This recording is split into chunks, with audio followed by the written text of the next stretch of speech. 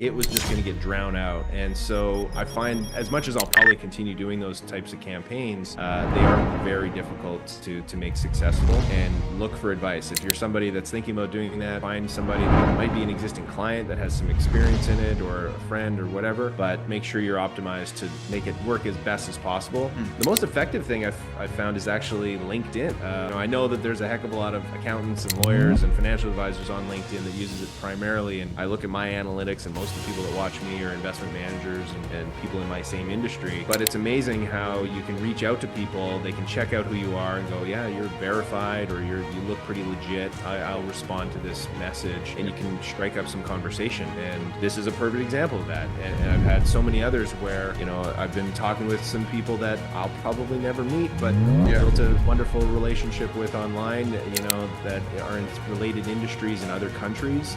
And you can get a lot of potential referrals or centers of influence from social media like that. So you mentioned Google Ads. So have you done anything else? Like, what has been your favorite marketing campaign that you guys have done and it was really successful? I still am a big believer of direct mail. I know it sounds wild, but it still does have a pretty good reach, because you can make something that doesn't look like trash. There's very little that goes to a human's house these days that isn't total trash, right? You get all your household bills electronically these days. So if it comes in the mailbox, it's a flyer for your local hardware store, or a realtor flyer, or something like that. So if you can make something stand out a little bit or be personalized in some way, that has worked quite well. Make sure you beta test it though.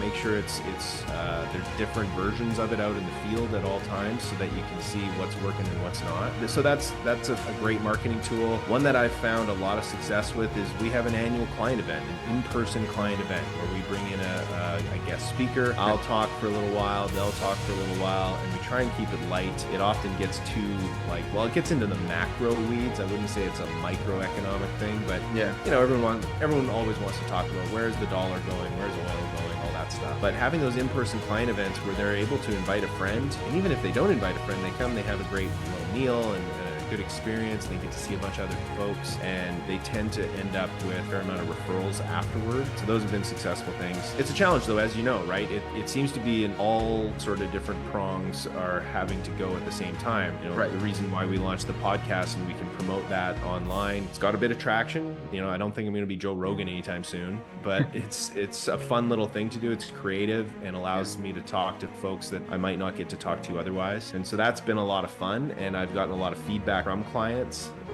that have pushed it out to their friends that we've ended up having clients because of. I think the most fun thing that I've done for marketing, which I'm pretty excited for you to be doing the same thing now as well, because like we said at the beginning, it gives this social proof to people. They can check out who you are and get a sense of you before they ever even call you. And I feel like Americans are a little bit more willing to be sold something. They'll hear you out on a sales pitch, whereas Canadians really aren't. Like they want to research you to within an inch of your life before they even pick up the phone and call you. And so this is a wonderful medium to be able to provide that information. You're going, okay, who is this person? Do I even like? Can I stand listening to their voice or looking at their face for any period of time? And that gives them that ability to kind of vet who they're going to work with. And so I think that's going to be a growing source of our marketing moving forward.